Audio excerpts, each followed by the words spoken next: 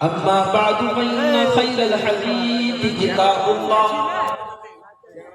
व खैरल हदी हदी मुहम्मदिन सल्लल्लाहु अलैहि वसल्लम व शर्रल उमूरि मुहदसातुहा व कुल्लु मुहदसतिन बिदअह व कुल्लु बिदअतिन ज़लालह व कुल्लु ज़लालतिन फिन्नार।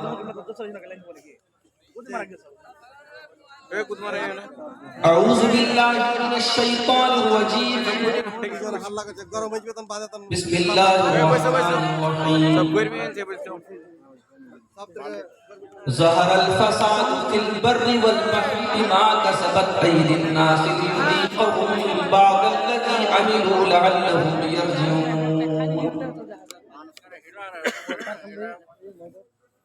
अरे भाई टेबुलটা হিলায়ও না। गुनाहों की आदत टेबुल हिलायो ना। छुड़ा मेरे मौला, गुनाहों की आदत छुड़ा मेरे मौला, मुझे नेक इंसान बना मेरे मौला।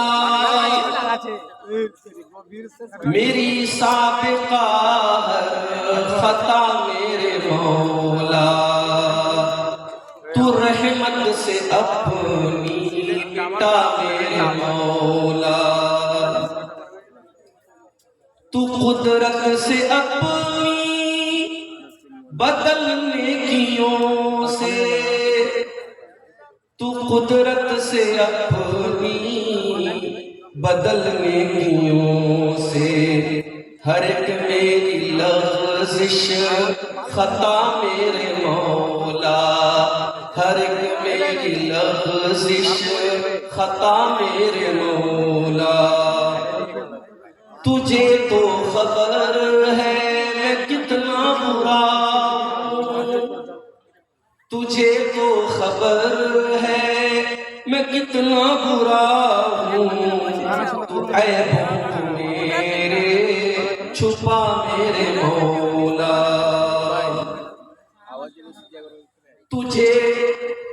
तुझे वास्ता अपनी रहमत का या रब, तुझे वास्ता अपनी रहमत का या रब, जहन्नम से मुझको बचा मेरे मौला, जहन्नम से मुझको बचा मेरे मौला। जो रहमत तेरी शामिल हाल हो तो, जो रहमत तेरी शामिल हाल हो तो, ठिकाना है जन्नत मेरा मेरे मौला, ठिकाना है जन्नत मेरा मेरे मौला।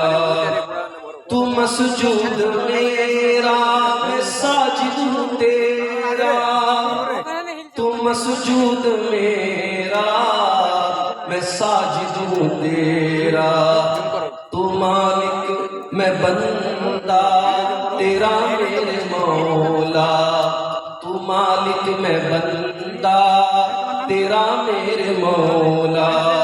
गुनाहों की आदत छुड़ा मेरे मौला, मुझे एक इंसान बना मेरे मौला। सदर मुहतरम उलमाए किराम, बुजुर्गों, नौजवान साथियों, माँ और बहनों, प्यारे बच्चों, सेमापुर का ये प्रोग्राम जिसकी तैयारी महीनों पहले से हो रही थी, बड़ी कामयाबी के साथ अब तक ये प्रोग्राम चला। मुझसे पहले आपने कई तकरीरें समाप्त, मुझसे ठीक पहले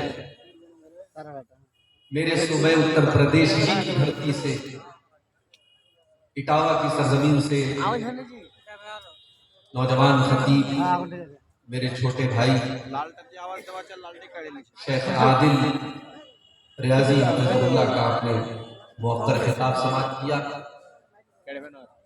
उनके पहले आपने दीगर उलमा की तकरीरें सुनी। सच तो ये है मेरे भाई, अगर अमल करने की नीयत हमारी है तो जितनी तकरीरें हो गई, जितनी बातें हो गई, उतने पर अगर हम अमल कर लें तो इंशाअल्लाह हमारी नजात के लिए काफी।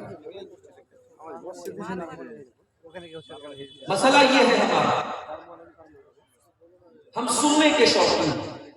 अरे किसी का नहीं हो रहा है हर गांव में जलसा हो रहा है और हम अच्छी तरीके से जानते हैं कि हमारे सीमांचल के जलसों को हमने जलसे और तकरीर के बजाय एक किस्म की रस्म बना के रखा। ससुराल में शादी हो और दामाद आए चले और ससुराल में जलसा हो और दामाद, लोग बताते हैं कि जलसे वाले सामीन के लिए जितने जानवर ज़बह करते हैं उससे कहीं ज्यादा जानवर गांव में ज़बह होते हैं। मानो जिस गांव में जलसा है उस गांव में सबसे भाई हर घर में बड़ी रौनक है, हर घर में मेहमान आए। यहां तक तो चलो ठीक है, कोई हर्ज की बात नहीं। अगर एक साल में एक ऐसा दिन मिल रहा है आपको एक दूसरे से मिलने जुलने का, इकट्ठा होने का, भाई अपनी बहनों को बुला रहा है, ससुर अपने दामाद को बुला रहा है, नाना अपने नवासों को बुला रहा है, कोई मसला नहीं, कोई हर्ज नहीं। मगर उससे बढ़ करके आप जलसे में आए, आपने तकरीरों को सुना, एक कान से सुना और दूसरे कान से सुना। अगर तकरीरों का और जलसों का मकसद सिर्फ इंटरटेनमेंट करना और तफरीह करना है तो हम बहुत बड़ी गलती कर रहे हैं। आपने 1 घंटे की तकरीर शेख आदिल साहब की समाप्त की। जितनी देर अल्लाह मुझे तौफीक देगा मैं तकरीर करूंगा, आप सुनेंगे। कल कयामत के दिन अल्लाह तबारक व तआला के यहां आपसे 2 सवाल किया है। पहला सवाल ये होगा कि तूने दीन का इल्म सीखा कि नहीं सीखा। अब दीन का इल्म सीखने के बहुत सारे रास्ते हैं। कोई किताब पढ़ के सीख रहा है, कोई मदरसे में जाकर उस्ताद के जरिए सीख रहा है, और कोई बहुत पढ़ा लिखा नहीं है, किताबों का के पढ़ने की फुर्सत नहीं है, तकरीरों को सुन रहा है, यूट्यूब पर सुन रहा है, मोबाइल पर सुन रहा है, जलसों में जाके सुन रहा है, इल्म को हासिल कर रहा है। अल्लाह सवाल करेगा, मेरे बंदे हमने तुझे मुसलमान बनाया, तुझे ईमान की दौलत दी, तुझे इस्लाम की नेमत दी, तूने अपने दीन को सीखा कि नहीं सीखा। बंदा कहेगा अल्लाह मैंने बहुत सीखा, हर जलसे में जाता था, हर तकरीर को सुनता था, 3-3 घंटे में पिंडाल के नीचे बैठा रहता था, सर हिला हिला के पूरी तकरीर में सुना करता था, अल्लाह मेरे दीन को बराबर सीखा। दूसरा सवाल होगा मेरे बंदे तूने जो इल्म हासिल किया उस इल्म के ऊपर तूने अमल कितना किया। मेरे भाइयों मुझे माफ करना, इस सवाल के जवाब में हम फेल हो जाएंगे अगर हम जलसों की तकरीरों को हमने इंटरटेनमेंट का जरिया बनाया है। ये अहले हदीस का जलसा है। उलमा यहाँ कुरान बयान कर रहे हैं, नबी की हदीसें बयान कर रहे हैं, यहाँ आपको दीन सिखाया जा रहा है। इसलिए नहीं कि आप एक कान से सुन करके दूसरे कान से उड़ा दें, इसलिए सिखाया जा रहा है ताकि आप दीन को सीख करके उसके ऊपर अमल करें। जरा नबी अकरम की सीरत उठाकर देखो। ठीक है, आपके यहाँ का माहौल है, रात रात पर तकरीरें आप सुनते हैं, बल्कि कहीं कहीं फजर की अजान तक जलसा चलता है।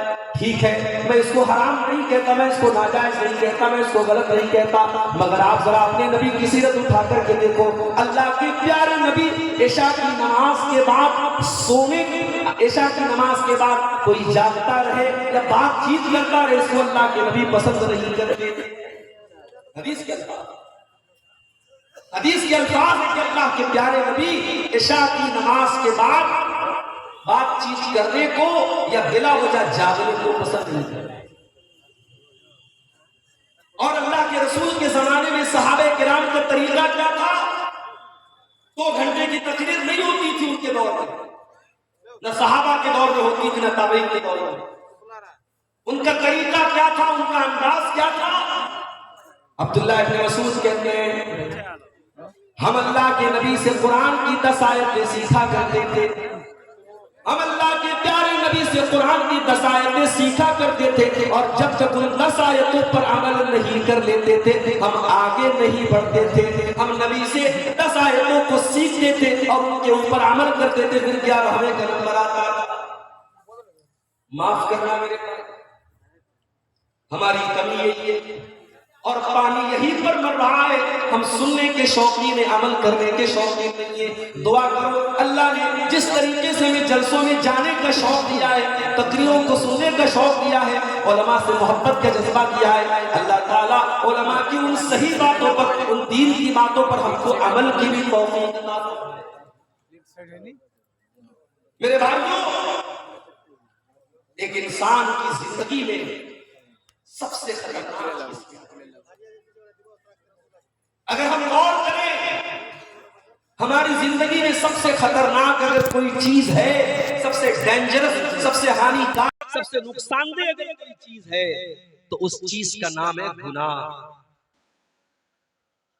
भाई जो चीज आपको अल्लाह से दूर कर दे, जो चीज आपको शैतान की गोद में ले जाके बिठा दे, जिस चीज की वजह से कयामत के दिन आप नाकाम हो जाए, वो चीज आपके लिए कभी फायदेमंद नहीं हो सकती।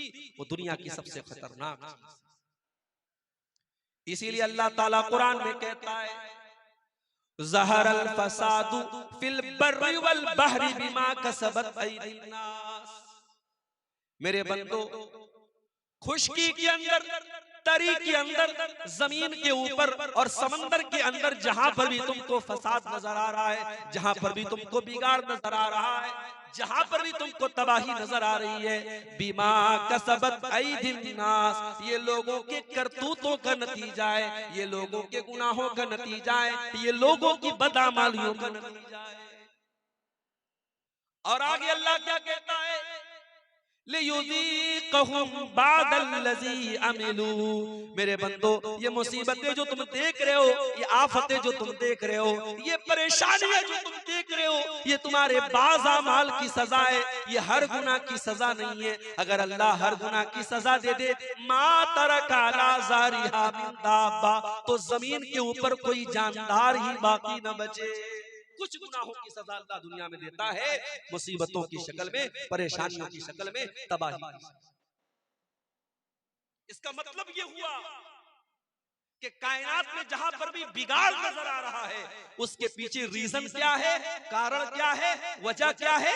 इंसान के गुनाह है, इंसान की नाफरमानी। और आगे बढ़िए, कुरान का पहला पारा उठाइए, वकुलना या आदम उस्कुन अंत व ज़ौजुकल जन्ना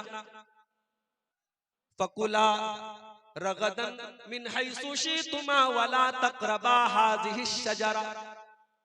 ऐ आदम, जन्नत में आराम से अपनी बीवी के साथ, हव्वा के साथ तुम रहो, जो चाहे खा लो, जो चाहे पी लो, जहां चाहे मौज मस्ती करो, लेकिन ऐ आदम, हव्वा, इस पेड़ के करीब न जाना, इस दरख्त के करीब न जाना। अल्लाह ने मना कर दिया एक पेड़ के बारे में, इस पेड़ के करीब नहीं। अब हमारा नौजवान क्या पूछता है, शेख साहब उस पेड़ का नाम क्या था, तुझे खाना है क्या? क्यों पूछता है? हमारी आदत है फजूल सवालात करने की, जिस सवाल का कोई मकसद नहीं वो सवाल करते हैं। आदम अलैहिस्सलाम को अल्लाह ताला ने एक पेड़ के करीब जाने से मना किया। पेड़ किस चीज का था, इसका क्या मतलब है? अल्लाह ने पेड़ का नाम नहीं लिया है, हमें जानने की जरूरत नहीं। अल्लाह ने कहा आदम, ऐ हव्वा, इस पेड़ के करीब न जाना, अगर जाओगे फतकूना मिनज़ ज़ालिमीन, तो तुम जालिमों में से हो जाओ। फअज़ल्लहुमा अश-शैतानु अन्हा फअख़रजहुमा मिम्मा काना फी। शैतान ने हमारे बाप आदम को और हमारी माँ हव्वा को दोनों को बहका दिया। अवाम में ये बात मशहूर है कि इब्लीस ने हजरत हव्वा को बहकाया और हजरत हव्वा ने आदम को बहकाया। ये गलत बात है, ये कुरान के खिलाफ बात है। कुरान कह रहा है दोनों को बहकाया, दोनों की कॉमन गलती थी, सिर्फ हव्वा की गलती नहीं थी, ये आदम की भी गलती थी, ये हजरत हव्वा की भी गलती थी। अच्छा, शैतान ने ऐसे ही डायरेक्ट जाकर नहीं बहका दिया, शैतान दोस्त बन के आया, शैतान हमदर्द बन के आया और कहा, ऐ आदम ऐ हव्वा, मैं तुमको एक पेड़ के बारे में बताता हूँ, उस पेड़ के फल को अगर तुम खा लोगे, ऐ आदम ऐ हव्वा, तुम हमेशा हमेश के लिए जन्नत में रहोगे, हमेशा हमेश के लिए तुम जन्नत में रहोगे या फरिश्ते बन जाओगे। गौर करो, शैतान हमारे बाप आदम को बहका भी रहा है तो क्या कह के बहका रहा है? अंतकुना मलकैनी, ऐ आदम ऐ हव्वा, इस पेड़ को खा लो तुम फरिश्ते बन जाओगे। आदम अलैहिस्सलाम को ये ना समझ में आया कि अल्लाह ताला ने मेरा मकाम तो ये बनाया कि जब मुझे पैदा किया तो फरिश्तों को हुक्म दिया कि आदम के आगे सजदा करो, और शैतान मुझसे कह रहा है, ऐ आदम तुम इस पेड़ को खा जाओ तो तुम फरिश्ते बन जाओगे और हमेशा हमेश जन्नत में रहोगे। अल्लाह ने उससे बड़ा मकाम दिया था, लेकिन शैतान ने ऐसी पट्टी पढ़ाई कि हमारे बाप आदम को समझ में नहीं आया। पता ये चला मेरे भाई, हम उसी आदम की औलाद हैं और हम भी शैतान के आगे बेबस हो जाते हैं और कमजोर पड़ जाते हैं और अक्सर शैतान की चालों में आ जाते हैं। और ये भी पता चला शैतान दुश्मन बनकर के नहीं आता, शैतान दोस्त बनकर के आता है। वक़ासमहुमा इन्नी लकुमा लमिनन नासिहीन, शैतान ने कसम खाई, कहा आदम मैं कसम खाता हूँ अल्लाह की, मैं तुम्हारा भला चाहता हूँ, मैं तुम्हारा बुरा नहीं चाहता। हमारे सामने कोई अल्लाह की कसम खा ले, मैं मार्केट में जाता हूँ, सामान खरीद लिया, सामान का रेट पूछा दुकानदार से, उसने कहा 100 रुपए का, मुझे लगा यार कुछ महंगा मिल रहा है, मैंने कहा यार 90 का दे दो, कहता है मौलवी साहब अल्लाह की कसम मैंने 80 का खरीदा। अब मौलवी साहब दुकान पर गए, दुकानदार ने अल्लाह की कसम खा ली, तो मौलवी साहब तो बेचारे मौलवी साहब होते हैं, अल्लाह का नाम सुन के पिघल जाते कि बेचारा कसम खा रहा है तो झूठ तो नहीं बोल रहा। अल्लाह वाले अल्लाह के नाम पर बड़ी आसानी से बेवकूफ बन जाते हैं, ये जुमला नोट कर लो। अल्लाह वाले अल्लाह के नाम पर बहुत आसानी से बेवकूफ बन जाते हैं। हैदराबाद जैसी सरजमीन पर मैं गया, वहां लोगों ने बताया मौलवी साहब बड़ी बड़ी दाढ़ी वाले और माथे पर सज्जे का निशान रखने वाले आज बिजनेस में हालत ये है, लाखों और करोड़ों का लोगों का माल लेकर के बैठे हुए हैं, दुकान बंद करके गायब है और लोग परेशान हैं। कितने लोगों ने माल बेचा है, पैसा लेने के लिए जा रहे तो दुकान बंद है, दाढ़ी इतनी बड़ी है और सज्जे का निशान इतना बड़ा है, आदमी धोखा खा गया कि इतना नेक इंसान है, ये तो फ्रॉड नहीं करेगा, ये तो धोखा नहीं करेगा। मेरे भाइयों, अल्लाह वाले अल्लाह के नाम पर बड़ी आसानी से बेवकूफ। इब्लीस ने कसम खाई, कहा मैं तुम्हारी भलाई चाहता हूं। आदम अलैहिस्सलाम ने उसकी बात मान ली और उस पेड़ को खा लिया जिस पेड़ के करीब भी जाने से अल्लाह ने मना किया।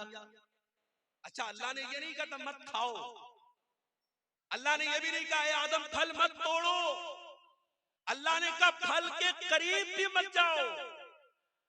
आप कहीं देखते होंगे जहां इलेक्ट्रिक पोल होता है और वहां पे करंट और पावर होता है तो उस पे लिखा रहता है खतरा, बड़े बड़े दो उसमें खोपड़ी बनी रहती है और 2 हड्डियां बनी रहती है और बीच में लिखा रहता है खतरा, ताकि आदमी दूर से अलर्ट हो जाए कि इसमें खतरा है। जिस गुनाह के बारे में अल्लाह कह दे करीब मत जाओ, उसके करीब भी नहीं जाना चाहिए। मेरे नौजवान साथियों, आज समाज में जिनाकारी और बदकारी आम होती चली जा रही है और आज मोबाइल का इस्तेमाल जिनाकारी के एक आले के तौर पर हो रहा है। आज मोबाइल पर होने वाली एक चैटिंग कहां पर जाके खत्म होती है कोई नहीं जानता। आज कितने जिना के वाकयात हुए जिसकी शुरुआत एक मिस कॉल से होती है, एक रॉन्ग नंबर से आई हुई कॉल से होती है, एक गलत नंबर से आए हुए मैसेज से होती है। मेरे प्यारे भाइयों, इसीलिए अल्लाह कुरान में जब जिना का नाम लेता है तो ये नहीं कहता है कि जिना मत करो। अल्लाह फरमाता है वला तक़रबुज़्ज़िना इन्नहु काना फ़ाहिशतन व साअ सबीला। मेरे बंदो, तुम जिना के करीब भी न जाना, ये बड़ा गंदा काम है। अल्लाह ने करीब भी जाने से, और इसीलिए मर्दों से कहा गया जब चलो रास्ते में तो अपनी निगाहों को झुका कर चलो। औरतों से कहा गया जब घर से निकलो तो पर्दे में निकलो। अपने घर में अपने भाई के सामने, अपने बाप के सामने, अपने महरम रिश्तेदार के सामने भी औरत से कहा गया वल यज़रिबन बिखुमुरिहिन्ना अला जुयूबिहिन्ना, अपने दुपट्टे को अपने सीने पर रखो, अपने सीने को खुला मत रखो। क्यों मेरे भाई? इसलिए कि कुरान हमें ज़िना के करीब भी जाने से मना।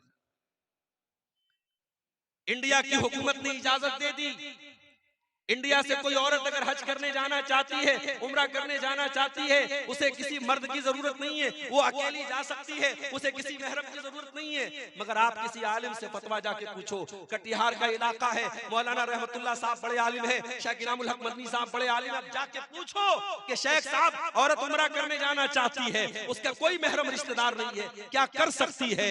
उलमा जवाब देंगे नहीं कर सकती है। क्यों?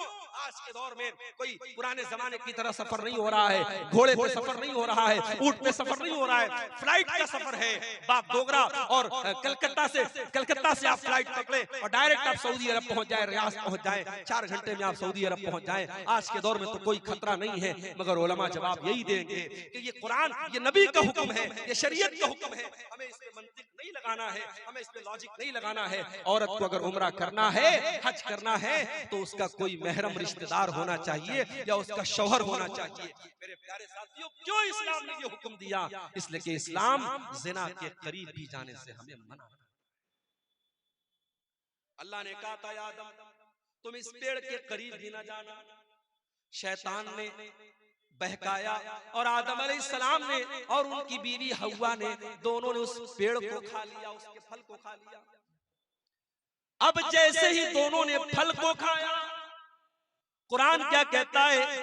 फलम्मा ज़ाक़ा शजरत बदत लहुमा सौआतुहुमा व तफ़िका यक़सिफ़ानी अलैहिमा मिन वरक़िल जन्नह। दोनों ने जब उस पेड़ को खा लिया तो दोनों के बदन से कपड़े उतर गए और दोनों नंगे हो गए। हमारे बाप आदम भी नंगे हो गए, हमारी माँ हव्वा भी नंगी हो गई। हाय हाय, अब जैसे नंगे हुए, अच्छा इसका मतलब कि जन्नत में कपड़ा था, इसका मतलब कि जन्नत में कपड़ा था, दोनों कपड़ा पहने हुए थे, कपड़े उतर गए, दोनों नंगे हो गए। अब नंगा रहना उनको पसंद नहीं है। कुरान कहता है दोनों अपने आप को कवर करने लगे, ढांपने लगे। जन्नत के जो पेड़ पौधे थे उसके पत्तों से अपनी शर्मगाह को ढांपने लगे। पता ये चला कि नंगा रहने वाला और नंगी रहने वाली औरत ये हजरत आदम की औलाद में से कहलाने की हकदार नहीं है। आदम का कल्चर ये नहीं है, ये हव्वा का कल्चर नहीं कि नंगा रहा जाए। आज चले जाओ, आपके इंडिया की बात कर रहा हूं, आप गोवा में चले जाओ, गोवा में चले जाओ, समंदर के बीच पर जवान जवान औरतें पूरे जिस्म को नंगा करके धूप खा रही हैं और दुनिया कहती है साहब ये बड़े मॉडर्न लोग हैं, बड़े ये तरक्की याफ्ता लोग हैं। मैं थूकता हूँ ऐसी तरक्की पर, मैं थूकता हूँ ऐसी तहजीब पर, मैं थूकता हूँ ऐसे कल्चर पर। ये आदम का कल्चर नहीं है, ये हव्वा का कल्चर नहीं है। मेरे बाप आदम और मेरी माँ हव्वा के बदन से जब कपड़ा उतरा, दोनों को शर्म महसूस हुई और दोनों ने अपनी शर्मगाह को कवर किया, अपने आप को कवर किया, अपने आप को। अब अल्लाह ने कहा ऐ आदम मैंने तुमको मना किया था, ऐ हव्वा मैंने तुमको मना किया था उस पेड़ के करीब न जाना, तुमने पेड़ को क्यों खाया? ऐ आदम ऐ हव्वा तुमने बहुत गलत काम किया। मैंने बताया था शैतान तुम्हारा बहुत बड़ा दुश्मन है, फिर भी तुम शैतान की चाल में। अब हजरत आदम को एहसास हुआ, हजरत हव्वा को एहसास हुआ कि हमसे गलती तो बहुत बड़ी है। अब दोनों ने अल्लाह की बारगाह में हाथ उठाया। क़ाला रब्बना ज़लमना अनफुसना व इल्लम तग़फिर लना व तरहमना लनकूनन्न मिनल ख़ासिरीन। दोनों ने पुकारा, ऐ हमारे परवरदिगार, हमने ये गलती करके अपने ऊपर बहुत बड़ा जुल्म कर लिया, बहुत बड़ा अत्याचार कर लिया। एक नुक्ता बताओ, एक पॉइंट बताओ, कोई गुनाह करने वाला किसी और पर जुल्म नहीं करता है, सबसे पहले वो अपने ऊपर जुल्म करता है। जो हराम काम करता है, जो जिना करता है, जो शराब पीता है, जो जुआ खेलता है, जो नमाज नहीं पढ़ता है, जो अल्लाह को नाराज करने वाला कोई भी काम करता है, वो सबसे पहले अपने ऊपर अत्याचार करता है, अपने आप को हलाकत में डालता है। हमारे बाप आदम की दुआ हमें ये सबक दे रही है, रब्बना ज़लमना अनफुसना, ऐ हमारे परवरदिगार, हमने अपने जान के ऊपर जुल्म किया है, व इल्लम तग़फिर लना व तरहमना, और अल्लाह अगर तूने हमें माफ न किया और तूने हमको नहीं बख्शा, तूने हम पर रहम न किया, लनकूनन्न मिनल खासिरीन, ऐ अल्लाह हमसे ज्यादा खसारे वाला, हमसे ज्यादा नुकसान वाला कोई नहीं होगा। अल्लाह ने तौबा कबूल की। देखो, गलती तो इब्लीस ने भी की थी। अल्लाह ने इब्लीस से कहा था आदम को सजदा करो, इब्लीस ने कहा मैं नहीं करूंगा। इब्लीस ने सजदा नहीं किया। गलती इब्लीस ने भी की, गलती आदम ने भी की, मगर इब्लीस का तरीका यह है कि गलती करके ढिठाई करो, चोरी करके सीना जोरी करो, गुनाह करके गुनाह की दलील दो। और आदम का तरीका यह है, गुनाह हो जाए, गलती हो जाए, खता हो जाए, अल्लाह से माफी मांग लो। मेरे भाइयों, अब जो आदम की औलाद है, जो आदम से अपना रिश्ता जोड़ता है, उससे अगर कभी गुनाह हो जाए तो वो तौबा कर ले। इसीलिए अल्लाह के प्यारे नबी फरमाते हैं, कुल्लु बनी आदम खत्ताउन व खैरुल खत्ताईन अत-तव्वाबून। ऐ आदम की औलाद, तुम सबके सब गुनहगार हो, तुम सबके सब खताकार हो। आदम का हर बेटा खताकार है, हव्वा की हर बेटी खताकार है। अगर कोई कहता है साहब, मौलवी साहब मैंने आज तक कभी कोई गुनाह नहीं किया है, झूठ बोल रहा है। कोई ये दावा कर ही नहीं सकता उसने कभी कोई गुनाह नहीं किया। हर इंसान के दामन पे कुछ न कुछ धब्बे जरूर है मेरे भाई। ये अलग बात है, किसी के धब्बे नजर आते हैं और कोई चमकीला कपड़ा पहन के और व्हाइट कलर का कुर्ता पहन के और बेहतरीन टोपी लगा के निकलता है, उसका कपड़ा और उसका उजला कपड़ा उसके दामन के स्याह उसके कारनामों को छुपा लेता है, मगर दामन सबका गंदा है मेरे प्यारे भाइयों। अल्लाह के नबी कह रहे हैं आदम के तमाम बेटे खताकार हैं, लेकिन हाँ सबसे बेहतरीन खताकार वो है अत-तव्वाबून, जो खूब तौबा करता हो, जो खूब अल्लाह से माफी मांगता हो। मेरे प्यारे साथियों, गुनाह हो सकता है, गुनाह करने के बाद इंसान को तौबा करनी चाहिए। जानते हो, गुनाहों की वजह से दुनिया में जितनी कौमें तबाह हुई, सब गुनाह की वजह से। कौम आद का नाम सुना है? अरे आज ये दुनिया की वो ताकतें जो गरीब मजबूरों को मार रही है, बेकसूरों को मार रही है, जाके बता दो उनसे कभी दुनिया में कोई कौम आद भी आई? ऐसी कौम थी कि बड़े बड़े पहाड़ों को काट के मकान बनाती थी, और कौम आद के लोग कहते थे मन अशद्दु मिन्ना कुव्वा, हमसे पावरफुल कोई नहीं है, हमसे ताकतवर कोई नहीं है, हमसे शक्तिशाली कोई नहीं है। जानते हो अल्लाह ने अंजाम क्या किया? फ़अम्मा आदुन फ़उहलिकू बित्ताग़िया, अल्लाह ने ऐसा अज़ाब भेजा कि आसमान से कौम आद के ऊपर ऐसी चिंगार की आवाज आई, ऐसी आवाज आई, उन आवाज को सुन करके उनके कान के साथ साथ उनके दिल भी फट गए, उनके कलेजे फट गए और वो वहीं पर मर गए। ऐसी आवाज आई आसमान से, अपने आप को ताकतवर कहने वाले कौम आद, उनके कलेजे फट गए और वो मरे पड़े रहे।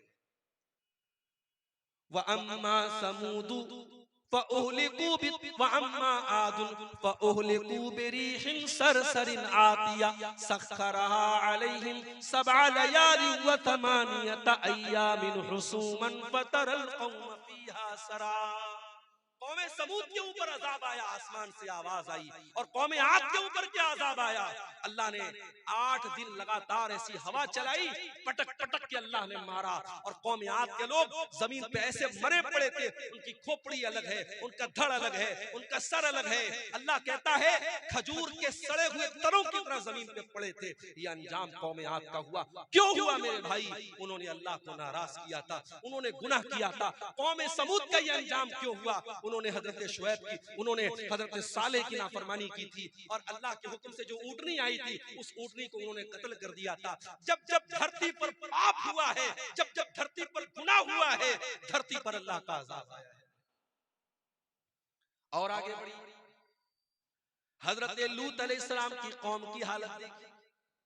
ये आने वाले मुसाफिरों को लूट लिया करते थे, ये डाका डाला करते थे, और ये अपनी औरतों के बजाय मर्द मर्द के साथ अपनी शहवत पूरी करता था, मर्द मर्द से जिस्मानी ताल्लुक कायम करता था। ये इगलाम बाजी किया करते थे, ये लौंडेबाजी किया करते थे, ये मर्द मर्द के साथ नाजायज काम किया करता था।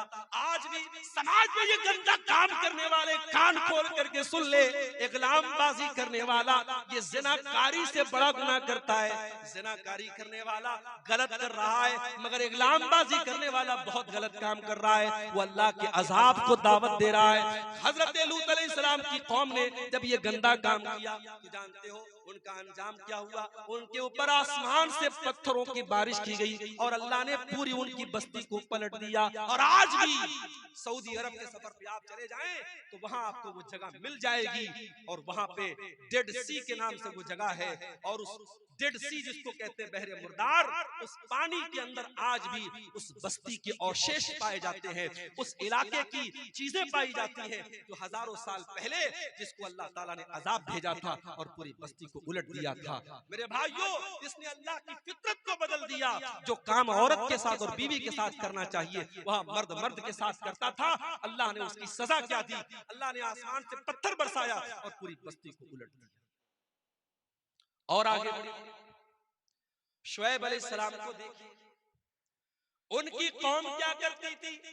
420 करती थी, अपने तराजू में डंडी मारा करती थी, और 1 किलो सामान देना होता था तो 900 ग्राम दिया करती थी, नाप तोल में कमी किया करती थी, 420 किया करती थी। अल्लाह ने हजरत शुएब अलैहिस्सलाम की कौम पर आसमान से ऐसी बदली भेजी, उनको जब बारिश थम गई और गर्मी लगने लगी और आसमान में बदली नजर आई, उनको लगा कि बारिश होगी, वो जल्दी से बदली के नीचे जाके खड़े हो गए, और बदली से आग बरसने लगी और पूरी बस्ती का काम खत्म हो गया।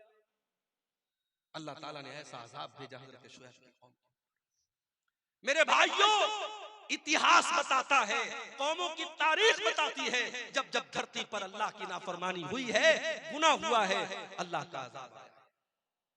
इसीलिए अल्लाह कुरान के 20वें पारे के लास्ट में फरमाता है, फकुल्लन अखज़ना बिज़ंबिही फमिनहुम मन अखज़तहु सैहतु वमिनहुम मन अरसलना अलैहि हासिबा वमिनहुम मन खसफना बिहिल अर्दा वमिनहुम मन अगरकना। मेरे बंदो, हमने हर कौम को जिसको हलाक किया उसके गुनाह की वजह से हलाक किया। किसी के ऊपर आसमान से पत्थर बरसाया, किसी के ऊपर आसमान से आवाज आई, और किसी को जमीन में धंसा दिया, और किसी को समंदर में डुबा डुबा के मार दिया। एक साहब थे, उनका नाम था फिरौन। वो क्या करता था? बच्चों को मरवा देता था, बच्चों को मरवा देता था।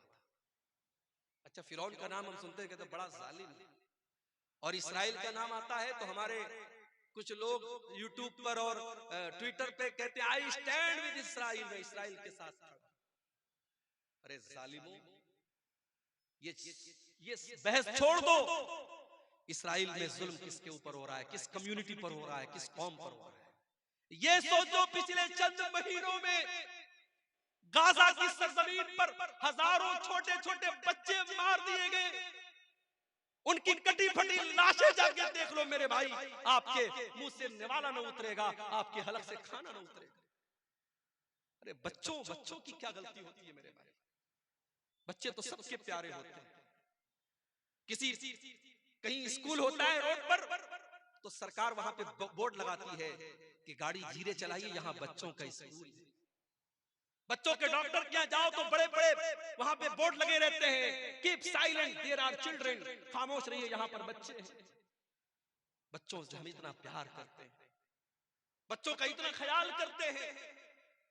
मेरा प्रोग्राम होने वाला है मेरठ की सरजमीन पर 17 तारीख को।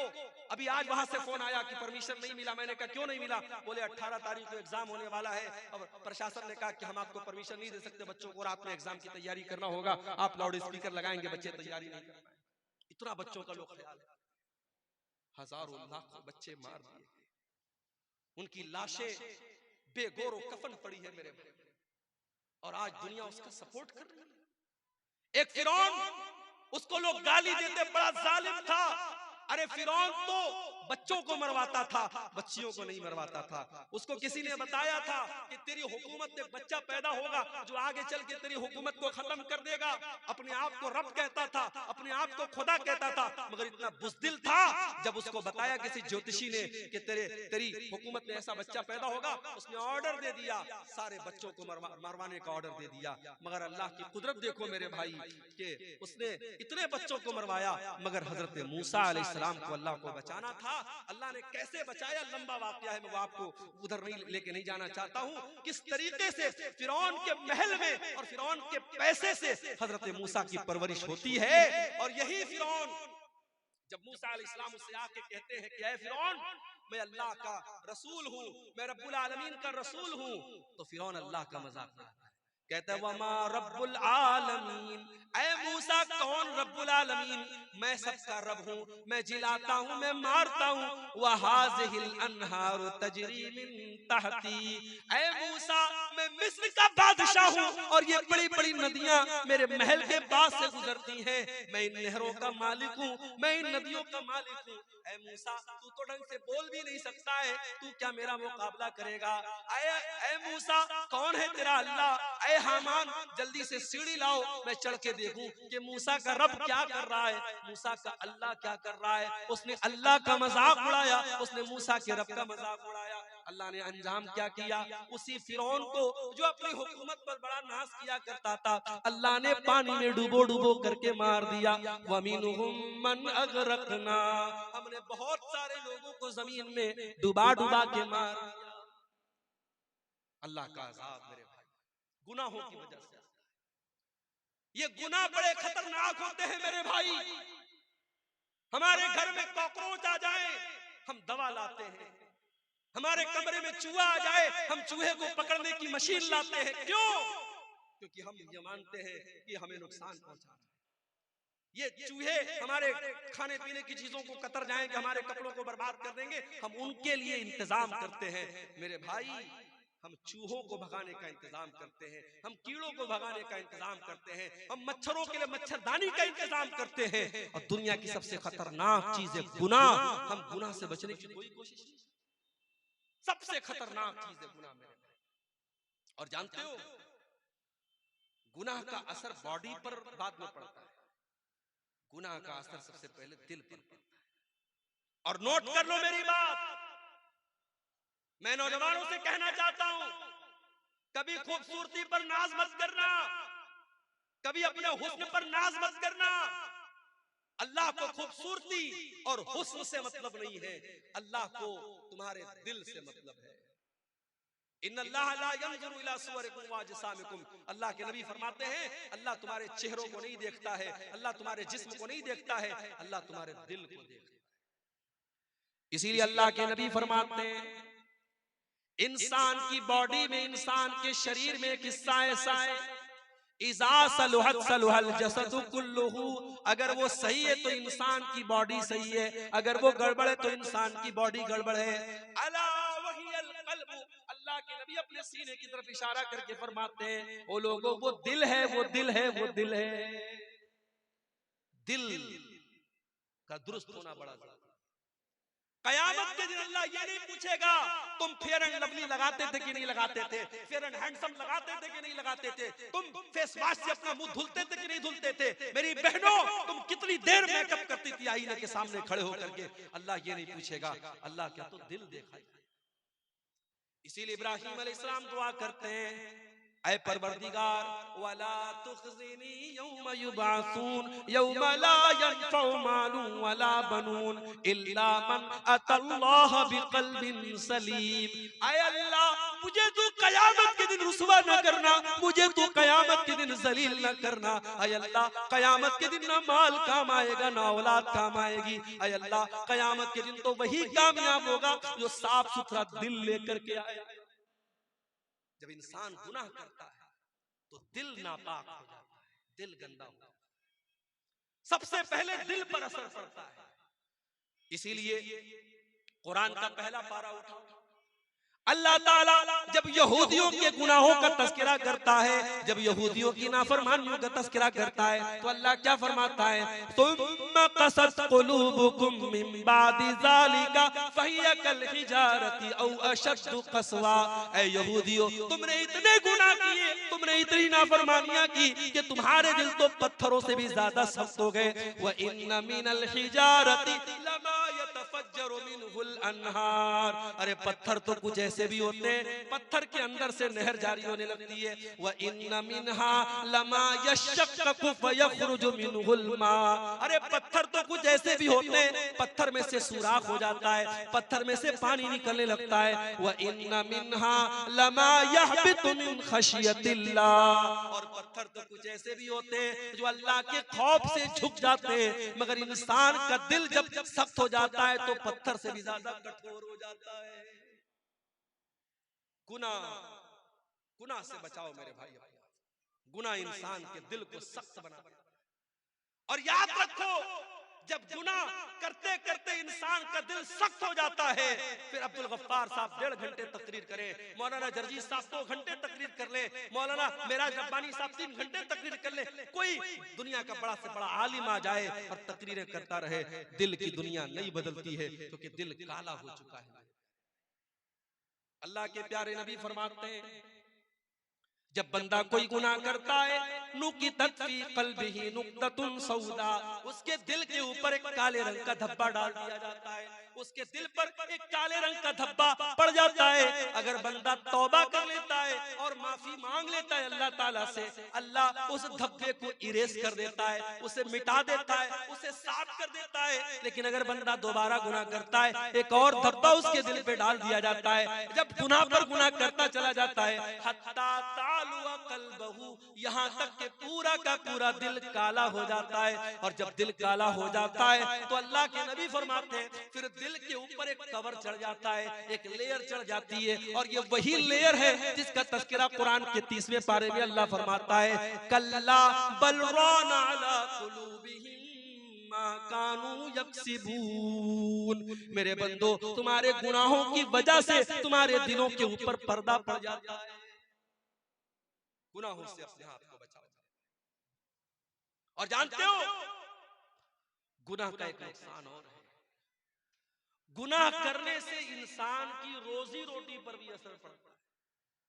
दुकान अच्छी नहीं चल रही है, कारोबार में मंदी हो रही है, जो बिजनेस में हाथ लगा रहे हो बिजनेस सही तरीके से नहीं चल रहा है, जरा गौर कर लेना, जरा जायजा ले लेना, जरा ध्यान देना, कहीं कोई गुनाह तो नहीं कर रहे हो, रात में बैठ के शराब तो नहीं पी रहे हो, कहीं ज़िनाकारी में तो नहीं लगे हो, किसी नाजायज लड़की के साथ कहीं नाजायज ताल्लुक तो नहीं कायम करके रखा है, कहीं मोबाइल पर किसी से गंदी चीजें तो नहीं शेयर कर रहे हो। अगर कोई गुनाह कर रहे हो तो आपकी रोजी रोटी पर भी उसका असर पड़ेगा। अल्लाह कुरान में कहता है, ज़रबल्लाहु मसलन क़रियतन कानत आमिनतन मुतमइन्नतन यातीहा रिज़्क़ुहा रग़दन मिन कुल्लि मकान। अल्लाह ताला मिसाल दे रहा है एक बस्ती की। बस्ती बड़े चैन से, बड़े अमन से रहा करती थी, और बस्ती वाले चैन से खाते पीते थे। फ़अज़ाक़हल्लाहु लिबासल जूइ वल खौफ़ि बिमा कानू यसनऊन। जब बस्ती वालों ने गुनाह करना शुरू किया, अल्लाह ने रोजी रोटी का रास्ता बंद कर दिया और उस बस्ती के लोग भूखे मरने लगे। आप कहते हैं मौलवी साहब हमारे यहाँ सैलाब आ जाता है, बाढ़ आ जाती है, खेती बर्बाद हो जाती है। कुरान कहता है जरा अपने अमाल का जायजा ले, जरा अपने करतूतों का जायजा ले, जब तू गुनाह करेगा तो तेरी रोजी रोटी पर भी असर। अब यहाँ एक सवाल पैदा हुआ, शेख साहब हमारे गांव में एक ब्याज खोर आदमी ब्याज का धंधा करता है, बड़ा पैसा कमा रहा है, बड़े मकान बना रखे उसने, बड़ा नाम है उसका, फॉर्च्यूनर लेके चलता है, मर्सिडीज लेके चलता है, कटिहार से गुजरता है, लोग सलाम करते हैं। आप तो कह रहे गुनाह करने से रोजी रोटी बंद हो जाती है, उसकी रोजी रोटी तो बहुत अच्छी चल रही है। आइए इसका भी जवाब दे देते हैं। अल्लाह के नबी फरमाते हैं, मुस्नद अहमद की सही रिवायत है, जब तुम देखो कि किसी की रोजी रोटी अच्छी चल रही और वो गुनाह पर गुनाह किए जा रहा है, तो तुम उससे धोखा न खाना।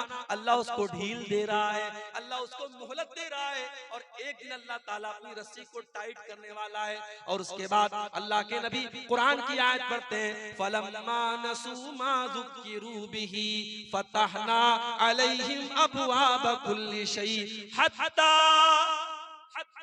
फरिहू बिमा ऊतू। अल्लाह फरमाता है, जो हमारी नाफरमानी करते हैं हम उनको बहुत नवाजते हैं, बहुत दौलत देते हैं, खूब रुपया पैसा देते हैं। हत्ता नसू मा ज़ुक्किरू बिही, यहाँ तक के जब वो अल्लाह ताला की नसीहत को भूल जाते हैं, अखज़नाहुम बग़ततन फ़इज़ा हुम मुब्लिसून, हम अचानक उसको पकड़ लेते हैं और फिर वो हलाक हो जाता है। मेरे भाई, अल्लाह की पकड़ बड़ी खतरनाक है, अल्लाह की पकड़ बड़ी सख्त है। अगर गुनाह के बावजूद आपकी रोजी रोटी अच्छी चल रही है, आपके बच्चे तंदुरुस्त हैं, आपका मकान अच्छा है, आपका कारोबार अच्छा है, तो धोखे में न पड़े रहना। जब अल्लाह की पकड़ आएगी तो भागने का रास्ता नहीं मिलेगा। और आगे गुनाह का एक नुकसान और होता है मेरे भाई, गुनाह करने वाला जब गुनाह करता है तो अल्लाह तबारक व तआला उसे जलील करता है। गुनाह करने वाले को अल्लाह ताला जलील करता है, आज नहीं तो कल वो जलील होगा। गुनाह करने वाला इज्जत नहीं पा सकता। आप पूछेंगे मौलवी साहब इसकी दलील क्या है? दलील आप सबको याद होगी, दुआए कुनूत पढ़ते हो नहीं वितर की नमाज में? कितने लोगों को दुआए कुनूत याद है? जरा हाथ उठाओ तो देखूं भाई, सेमापुर वालों को कितने लोगों को दुआए कुनूत याद है? माशाअल्लाह, एक आदमी ने हाथ उठाया। बंद करा दीजिए भाई साहब, जलसा कराना। अगर इतने जलसे कराने के बावजूद अगर आपको वितर में पढ़ी जाने वाली दुआए कुनूत याद नहीं है तो बहुत अफसोस की बात है। इसका मतलब कि हम खाली सर हिलाने के लिए जलसे में आते हैं, हमको तो दीन की बेसिक बात भी नहीं मालूम है, दुआए कुनूत याद नहीं है। अल्लाहुम्मा हदीनी फीमन हदैत व आफिनी फीमन आफैत व तवल्लनी फीमन तवल्लैत व बारिक ली फीमा आतैत व क़िनी शर्र मा क़दैत फ इन्नका तक़दी व ला युक़दा अलैक इन्नहु ला यज़िल्लु मन वालैत व ला यइज़्ज़ु मन आदैत तबारक रब्बना व तआला। बड़ी प्यारी दुआ है, इस दुआ के मतलब पर गौर करो। आए अल्लाह, तू मुझे हिदायत दे दे और मुझे उन लोगों में शामिल कर दे जिनको तूने हिदायत दी है। व आफिनी फीमन आफैत, आय अल्लाह मुझे तू आफियत दे दे, चैन दे दे, सुकून दे दे और उन लोगों में शामिल कर दे जिनको तूने आफियत दी है। व तवल्लनी फीमन तवल्लैत, और आय अल्लाह तू जिससे मोहब्बत करता है, तू जिसको दोस्त बनाता है, आय अल्लाह उन लोगों में तू मुझको भी शामिल कर दे। व बारिक ली फीमा आतैत, आय अल्लाह तूने जो दिया है उसमें तू मुझको बरकत दे दे। व क़िनी शर्र मा क़ज़ैत, और आय अल्लाह जो तू फैसला करता है अपने फैसले में कोई अगर ऐसा फैसला है जो मेरे हक में बुरा है, आय अल्लाह तू उससे बचा ले। फ इन्नका तक़दी व ला युक़ज़ा अलैक, आय अल्लाह सबका फैसला तू करता है, तेरा फैसला कोई नहीं कर सकता है। इन्नहु ला यज़िल्लु मन वालैत, आय अल्लाह तू जिससे दोस्ती कर ले, तू जिससे मोहब्बत कर ले, आय अल्लाह वो इंसान कभी जलील नहीं हो सकता। वला यइज़्ज़ु मन आदैत, और अल्लाह तू जिसको दुश्मन बना ले वो कभी दुनिया में इज्जत नहीं पा सकता। गुनाह करने वाला जलील होता है। वमन युहिनिल्लाहु फमा लहू मिन मुकरिम, अल्लाह ताला जिसको जलील कर दे उसे दुनिया में कोई इज्जत देने वाला नहीं है।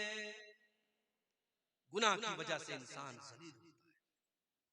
गुनाह का एक नुकसान और है, गुनाह करने वाले की जिंदगी में पैसा आ सकता है, दौलत आ सकती है, शोहरत आ सकती है, नाम कमा सकता है, मगर सुकून कभी नहीं आ सकता। वो दौलत कमाएगा, फिर भी रातों में उसको नींद नहीं आएगी, उसके बच्चे उसके नाफरमान हो जाएंगे, उसकी बीवी उससे बेवफाई करेगी, उसके घर में दौलत होगी, शोहरत होगी, सब कुछ होगा, मगर चैन और सुकून नहीं होगा। इसीलिए अल्लाह कुरान में कहता है वमन आरज़ा अन ज़िक्री फ़इन्न लहू मईशतन ज़न्का। वो लोगों जो मेरे जिक्र से मुंह मोड़ेगा, जो मेरी शरीयत को छोड़ देगा, हम उसकी जिंदगी से सुकून को खत्म कर देंगे। व नाशुरुहु यौमल क़ियामति अअमा, और कयामत के दिन हम उसको अंधा बना करके उठाएंगे। क़ाला रब्बि लिमा हशरतनी अअमा, वो बंदा कहेगा अल्लाह तू मुझको अंधा बना के क्यों उठा रहा है, मैं तो दुनिया में अच्छा भला देखा करता था। अल्लाह फरमाएगा क़ाला कज़ालिका अततका आयातुना फनसीतहा व कज़ालिकल यौम तुनसा। अल्लाह फरमाएगा मेरे बंदे, मेरी आयतें तेरे सामने पढ़ी जाती थी, तू देख करके अनदेखा कर देता था, तू अंधा बन जाता था, तू मुझको भूल गया, मैं तुझको भूल गया। तो गुनाह करने से सुकून खत्म। और एक बड़ा खतरनाक पॉइंट बता रहा हूं, नोट कर लो। गुनाह का एक बहुत बड़ा नुकसान बता रहा हूं। गुनाह करने वाला नेकी से महरूम हो जाता है।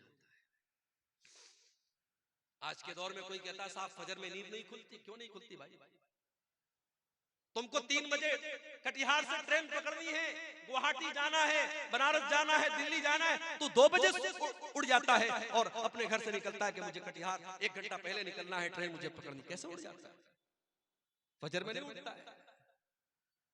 क्यों नहीं उठता है? गुनाह की वजह से अल्लाह तुझे फजर की नमाज से महरूम कर रहा है। याद रखो मेरे भाई, जब इंसान गुनाह करता है अल्लाह ताला उससे अच्छे काम की तौफीक छीन लेता है। और बड़े पॉइंट की बात बता रहा हूं, अगर अल्लाह ताला आपसे अच्छा काम ले रहा है, मस्जिदों में आप पैसा दे रहे हैं, मदरसों में आप चंदा दे रहे हैं, उलमा के ऊपर आप खर्च कर रहे हैं, दीन के ऊपर आप खर्च कर रहे हैं, किताबें छपवा के बांट रहे हैं, गरीबों की मदद कर रहे हैं, तो अल्लाह का शुक्र अदा कीजिए। अल्लाह आपसे काम ले रहा है, ये सबके बस की बात नहीं है। अल्लाह आपसे अपने दीन का काम। इंसान जब गुनाह करता है अल्लाह तबारक व तआला उसे नेकी से महरूम करता है। जंगे तबूक का मौका याद करो। इस्लाम के अंदर एक ऐसी जंग भी लड़ी गई, दुश्मन से कोई लड़ाई नहीं हुई, कोई जंग नहीं हुई, मगर अल्लाह के नबी के दौर में जो लड़ाइयां और जो जंगें हुई उसमें गज़वे तबूक का नाम आपको बहुत आगे आगे नजर आएगा। ये वो जंग थी जिसमें अल्लाह के नबी ने सहाबे किराम को, अल्लाह ताला ने ईमान वालों के ईमान को परख लिया था। 700 किलोमीटर का सफर करना था, मदीना से 700 किलोमीटर दूर जाना था, और उस दौर की सुपर पावर से मुकाबला करना था, रोमन एम्पायर से मुकाबला करना था। अल्लाह के नबी की आदत थी जब लड़ाई के लिए घर से निकलते थे तो सहाबा को सही डायरेक्शन नहीं बताते थे। पूरब जाना होता था कहते थे पश्चिम जाना है, उत्तर जाना होता था कहते थे दक्षिण जाना है। अल्लाह के प्यारे नबी सही डायरेक्शन नहीं बताते थे, मगर जंगे तबूक एक ऐसी जंग है अल्लाह के नबी ने बिल्कुल सही डायरेक्शन बताया था और कहा था ऐ मेरे सहाबा, हमें तबूक जाना है, हमें मदीना से 700 किलोमीटर दूर जाना है, हमें इस रास्ते पर जाना है। गर्मी का मौसम था, खजूरों के पकने का टाइम था। उस जंग में बहुत सारे मुनाफिक लोग नहीं गए, बहुत सारे मुनाफिक लोग नहीं गए, 2-4 सच्चे मुसलमान भी नहीं गए अपनी काहिली की वजह से। उन्होंने बाद में अल्लाह से तौबा कर ली, लेकिन जो मुनाफिक लोग थे, जो बेईमान लोग थे, जो कामचोर लोग थे, जो अल्लाह और उसके रसूल को धोखा देने की कोशिश करते थे, जब अल्लाह के नबी वापस आए तो अब ये आके बहाना कर रहे, कोई लंगड़ा के आ रहा है, ऐ अल्लाह के नबी मेरी तो पैर में बहुत दर्द था, मैं इसलिए नहीं जा पाया, और ऐ अल्लाह के नबी मेरे पास पैसा नहीं था, मेरे पास ये नहीं था, मेरे पास वो नहीं था।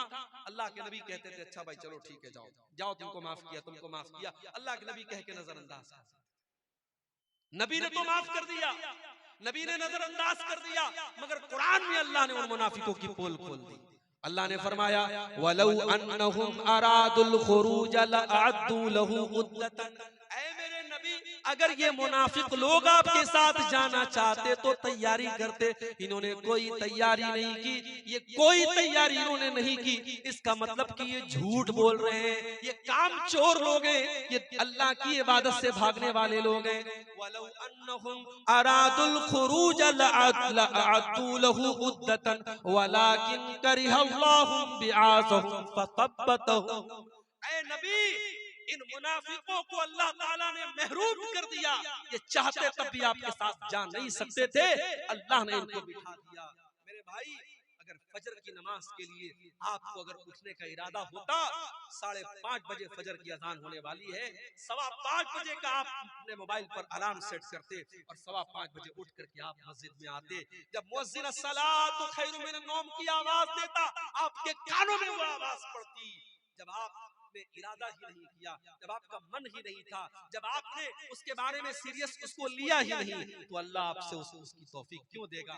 इसीलिए हजरत फुज़ैल इब्न अयाज कहा करते थे कि अगर तुम रात में तहज्जुद की नमाज न पढ़ सको और नेकी का काम न कर सको तो जरा गौर करना, फ़अलम अन्नका मुकब्बलुन कब्बलत ज़ुनूबुका, तो समझ लेना कि तुम्हारे गुनाहों ने तुमको जकड़ लिया है, तुम अपने गुनाहों के बंधन में बंधे हुए हो।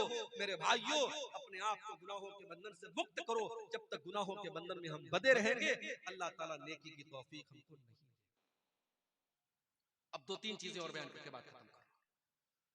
गुनाह करने वाला जब गुनाह करता है, नोट कर लो मेरी बात, गुनाह करने से दुश्मनी बढ़ती है, नफरत बढ़ती है। दो दोस्तों में दरार पैदा क्यों होती है? गुनाह की वजह से। दो रिश्तेदारों में फूट क्यों पड़ती है? गुनाह की वजह से। अल्लाह के नबी फरमाते मा तबाद इस्नानी, जब दो लोग एक दूसरे से मोहब्बत करते हैं, जब दो लोग एक दूसरे से दोस्ती करते हैं, ताल्लुक कायम करते हैं, जब दो लोग एक दूसरे से मोहब्बत करते हैं, उनके दरमियान नफरत तब पैदा होती है जब दोनों में से कोई एक अल्लाह को नाराज करता है। जब कोई गुनाह का काम करता है तो दोस्ती टूट जाती है। एक मिसाल दूं, रमजान आने वाला, रमजान के अंदर एक रात है शबे कद्र। एक रात की फजीलत ये है 1000 महीनों से बेहतर है। 1000 महीने में कैलकुलेट करोगे कैलकुलेटर पर 84 साल। क्या मतलब? एक रात में कुरान पढ़ोगे सवाब मिलेगा 84 साल कुरान पढ़ने से भी ज्यादा। एक रात नमाज पढ़ोगे 84 साल नमाज पढ़ने से ज्यादा सवाब मिलेगा। ये शबे कद्र की फजीलत है। अब मैं आपसे पूछता हूं, कौन सी रात शबे कद्र है? मौली साहब नहीं पता। इतना पता है रमजान के आखिरी अशरे की किसी एक रात में है, लेकिन कौन सी रात है नहीं पता। जानते हो शबे कद्र कौन सी रात है? ये इल्म अल्लाह ताला दुनिया में उतारने वाला था, मगर दो सहाबी आपस में लड़ पड़े तो अल्लाह ताला ने इस इल्म को उठा लिया। अगर वो न लड़े होते और आपस में इख्तिलाफ न किया होता उन्होंने शबे कद्र के बारे में, तो अल्लाह ताला एग्जैक्ट बता देता कि 25वीं रात शबे कद्र है या 27वीं रात शबे कद्र है या 23वीं रात शबे कद्र है। दो लोगों ने झगड़ा किया, अल्लाह ने शबे कद्र का इल्म दिया। इख्तिलाफ हमेशा, जब इंसान गुनाह करता है तो इख्तिलाफ पैदा होता है। इसीलिए अल्लाह के नबी जब नमाज खड़ी होती थी, सहाबे किराम से कहा करते थे अकीमू सुफूफकुम, मेरे सहाबा नमाज सही कर लो, सफे दुरुस्त कर लो। ऐ मेरे सहाबा अपनी सफों को दुरुस्त कर लो। लतुकीमुन्ना सुफूफकुम औ लयुखालिफन्नल्लाहु बैना कुलूबिकुम, ऐ मेरे सहाबा तुम अपनी सफों को सीधा नहीं करोगे तो अल्लाह ताला तुम्हारे दिलों के बीच में दूरी पैदा कर देगा। यानी एक सुन्नत आप छोड़ेंगे नमाज के अंदर, अगर सबको सीधा नहीं करेंगे और कदम से कदम और कंधे से कंधा मिला के खड़े नहीं होंगे तो अल्लाह ताला दिल में दूरी पैदा करेगा। और आज दूरी पैदा हो गई है। मेरे वीडियो देखा आपने? फेसबुक के ऊपर, यूट्यूब के ऊपर वीडियो आ गया है। एक मुसलमान को चंद नौजवान पकड़ते हैं, जैसे आजकल बहुत सारे मुसलमानों को मॉब लिंचिंग के लिए पकड़ के उनसे नारे लगवाए जाते हैं। एक मुसलमान को पकड़ के कहते हैं तू बता आला हजरत को मानता है कि नहीं मानता, तू बता तू फला फला को काफिर मानता है कि नहीं मानता है। उसके मुंह से जबरदस्ती ये नारा निकलवाते हैं और तब उसको जाने देते हैं ये मुसलमान मुसलमान के साथ कर रहा है। एक मसलक का आलिम गिरफ्तार होता है, दूसरे मसलक का के लोग खुशी मनाते हैं कि चलो अच्छा हुआ, दूसरे मसलक का आलिम गिरफ्तार। लगेगी आग तो घर और भी आएंगे जद में, यहाँ पे सिर्फ हमारा मकान थोड़ी है। मेरे भाई, जब नफरत की आग लगेगी तो दूसरों के घर भी जलेंगे, सिर्फ एक इंसान का घर नहीं जलेगा। अगर आज जमात अहले हदीस का कोई आलिम अगर मुसीबत में है और दूसरे मसलक के लोग खुशी मना रहे हैं, साहब चलो अहले हदीसों का मौलवी गिरफ्तार हो गया और मुसीबत में फंस गया, तो आज हमने देखा अभी हाल में मामला पेश आया, मुफ्ती सलमान अजहरी साहब जो है मुंबई के बरेलवी मसलक के आलिम हैं, हमारा उनसे अकीदे का इख्तिलाफ है, मसलक का इख्तिलाफ है, लेकिन वो अपनी जगह है। लेकिन बहरहाल वो मुसलमानों के एक जमात के आलिम हैं।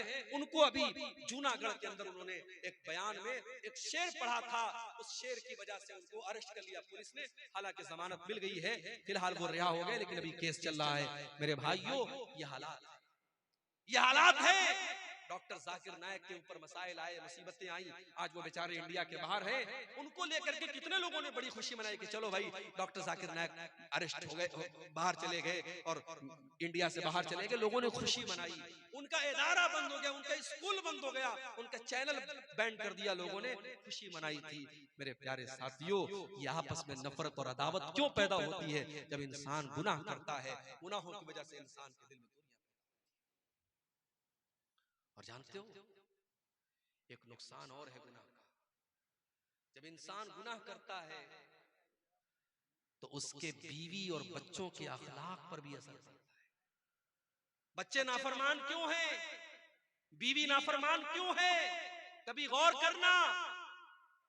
बाप गुटखा खा रहा है, बाप बीड़ी पी रहा है, बाप सिगरेट पी रहा है, बाप शराब पी रहा है, और ये उम्मीद करता है मेरा बेटा पांचों टाइम का नमाजी हो सकता है, पॉसिबल है। लेकिन अगर बाप अगर बदचलन है तो औलाद भी बदचलन, अगर माँ बदचलन है तो बेटियां भी बदचलन होगी। माँ बाप का असर पड़ता है बच्चों के ऊपर। इसलिए अगर चाहते हो हमारे बच्चे सही हो जाएं, हमारी बेटियां सही हो जाएं, तो अपने अखलाक और किरदार को हमें अच्छा बनाना पड़ेगा। जब तक हम गुनाहों से नहीं बचेंगे, हमारी औलाद की अल्लाह ताला उनकी इस्लाह नहीं करेगा।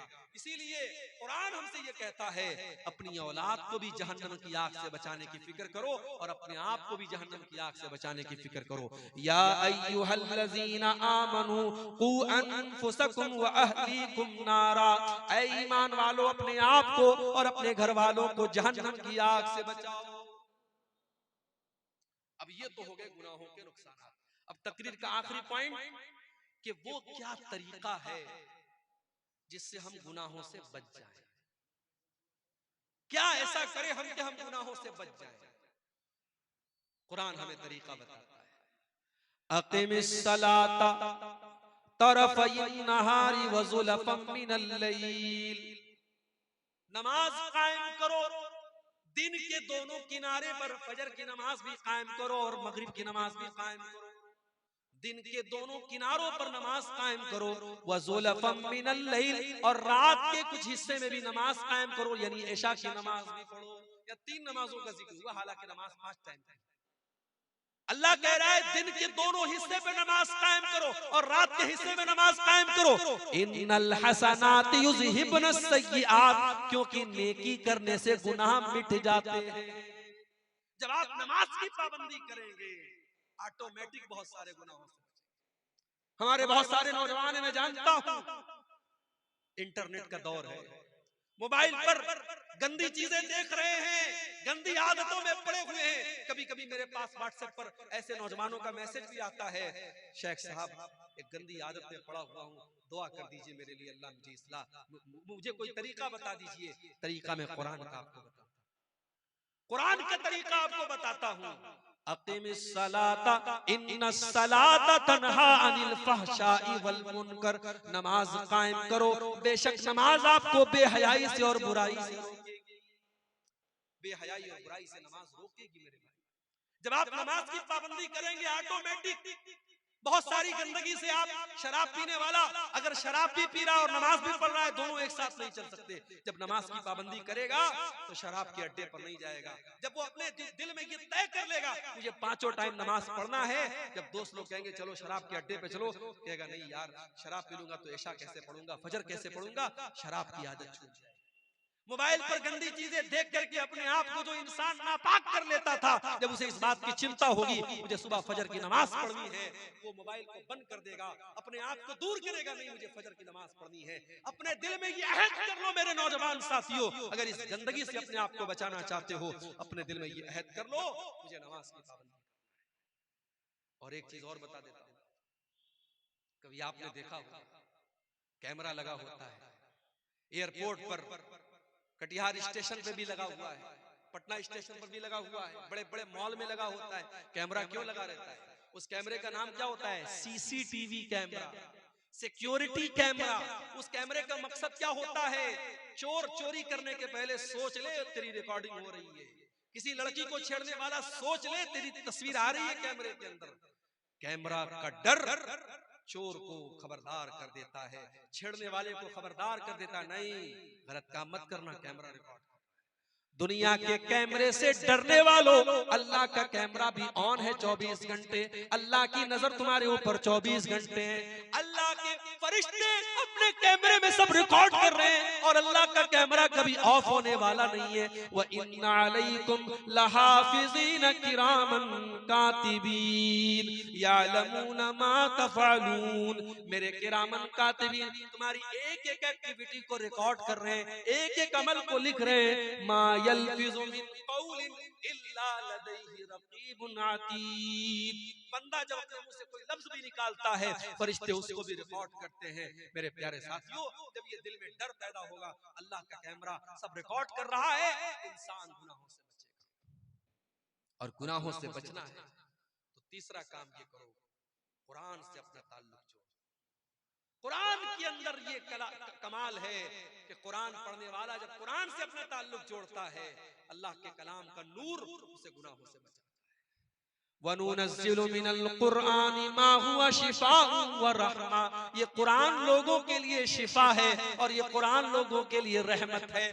कुरान में बुखार का इलाज नहीं है, कुरान में जुकाम का इलाज नहीं है, कुरान में हमारी रूह की बीमारियों का इलाज है। कुरान हमारे रूह की जो बीमारियां होती है, जो गुनाहों की बीमारियां होती हैं, कुरान हमारी रूह की बीमारियों का इलाज करता है।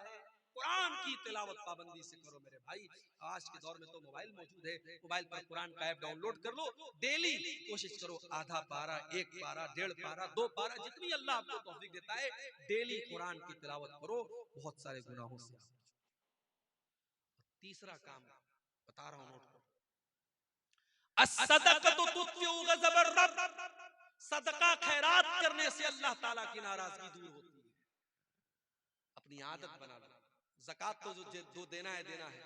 1 लाख रुपया अल्लाह ने मुझे दिया, मुझे 2,500 ज़कात देना है। 1 करोड़ दिया है, 2.5 लाख देना है, वो तो ज़कात है। सदका खैरात। नौकरी करने वाला एक अपने ऊपर पाबंदी कर ले, 50,000 रुपया नौकरी में तनख्वाह मिल रही है, 50,000 बहुत होता है, हर महीने 500 रुपया में सदका करूंगा। ज़कात जो साल में देता हूं वो अलग है, सदका करूंगा। दुकानदार है, दुकान पर डेली 1000 की बिक्री करता है, तय कर ले 1000 की बिक्री हो रही है, 50 रुपया रोज सदका करो। सदका करने को अपनी जिंदगी की आदत बना लो। और मैं अपना पर्सनल एक्सपीरियंस आपको बता रहा हूं, बहुत सारी मुसीबतों को अल्लाह टाल देगा, बहुत सारे गुनाहों से बचाएगा, बहुत सारे एक्सीडेंट से अल्लाह ताला आपको बचाएगा। मैंने जिंदगी में तजर्बा किया है, सदका खैरात करने से अल्लाह ताला बहुत सारे मुसीबतों से और गुनाहों से हमें बचाता है। और फिर भी अगर गुनाह हो जाए, तौबा कर लो मेरे भाई। वमन लम यतुब फउलाइका हुमुज़ ज़ालिमून। जो तौबा नहीं करेगा वो बहुत बड़ा जालिम है, तौबा करने वाला जालिम नहीं है। तो लोग, एक कहावत है कि सुबह का भूला शाम को लौट आए तो उसे भूला नहीं कहते। अगर कोई सुधर जाए तो लोग कहते हैं यार सुधर गया, मगर जो सुधर जाए, जो सच्ची तौबा कर ले, अल्लाह का कानून निराला है, अल्लाह की रहमत निराली है। जो सच्चे दिल से तौबा कर ले उसका अंजाम क्या होगा? फउलाइका युबद्दिलुल्लाहु सय्यिआतिहिम हसनात। जो सच्चे दिल से तौबा करेगा अल्लाह ताला उसके गुनाहों को नेकियों में बदल देगा। कल तक उसने जितने गुनाह किए हैं अल्लाह उसके गुनाहों को कन्वर्ट कर देगा नेकियों में, उसके नामे अमाल में नेकियां लिख दी जाएगी अगर सच्ची तौबा करेगा। और सच्ची तौबा किसको कहते हैं, ये आखिरी बात बता रहा हूँ, इसको नोट कर लो और बात खत्म करते हैं। मैं भी बीमार हो गया, आज इत्तेफाक से मनिहारी घाट से कटिहार तक बाइक पर बैठ के आया। ठंडी ठंडी हवाएं चल रही थी, सर्दी का काफी असर हो गया। मुझे तो लगा कि तकरीर भी हो पाएगी कि नहीं हो पाएगी, लेकिन अल्लाह जज़ाए खैर दे, यहाँ के लोगों ने दवा वगैरह खिलाई और विक्स वगैरह की भाप लेके मैं आया तो आपके सामने मैं तकरीर कर पाया हूँ। ये अल्लाह की तौफीक है मेरे भाई, और आप लोगों की मोहब्बत है कि मैंने आपके सामने इतनी बातें रख दी। ये आखिरी बात बयान करके बात खत्म कर रहा हूँ कि जब हम तौबा करें तो कुरान कहता है सिर्फ तौबा नहीं करना है, तूबू इलल्लाहि तौबतन नसूहा, सच्ची तौबा करना है। सच्ची तौबा कैसी होती है? नोट कर लो, सच्ची तौबा वो होती है जिसके अंदर 3 कंडीशन पाई जाए। पहली कंडीशन ये है, आप जिस गुनाह से तौबा कर रहे हैं उस गुनाह को छोड़ दीजिए। शराबी तौबा करना चाहता है, शराब छोड़ दे। जानी तौबा करना चाहता है, जिना छोड़ दे। बेनमाजी तौबा करना चाहता है, नमाज पढ़ना शुरू कर दे। जिस गुनाह में आप मुब्तला है पहले उस गुनाह को छोड़ दीजिए, पहला काम। दूसरा काम, अपने गुनाह पर शर्मिंदगी महसूस, यार मैं गलत करता था, मुझे ऐसा नहीं करना चाहिए, ये एहसास होना चाहिए। अगर ये एहसास है कि मैंने गलत किया तो ये तौबा की पहली सीढ़ी है।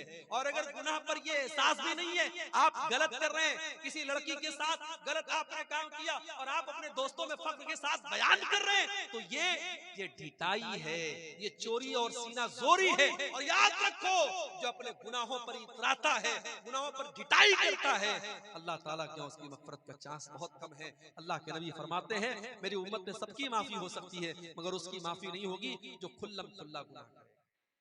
तो पहला काम, गुनाह को छोड़ दे। दूसरा काम, गुनाह पर शर्मिंदा हो। और तीसरा काम क्या करना है, आइंदा फ्यूचर में, भविष्य में उस गुनाह को न करने का पक्का इरादा कर।